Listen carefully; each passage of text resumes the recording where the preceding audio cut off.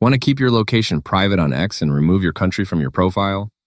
In this video, I'll show you how to quickly hide or edit your location in just a few taps.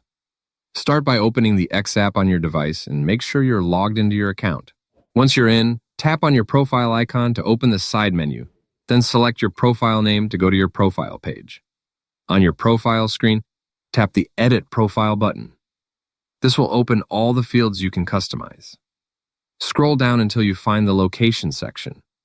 Tap on it to edit your current location. From here, you can either delete your location completely to remove your country, or replace it with something more general, like just a city or region, if you still want to show some information without being too specific. After making your changes, take a quick look to make sure everything is how you want it. Then tap Save in the top corner to apply the update.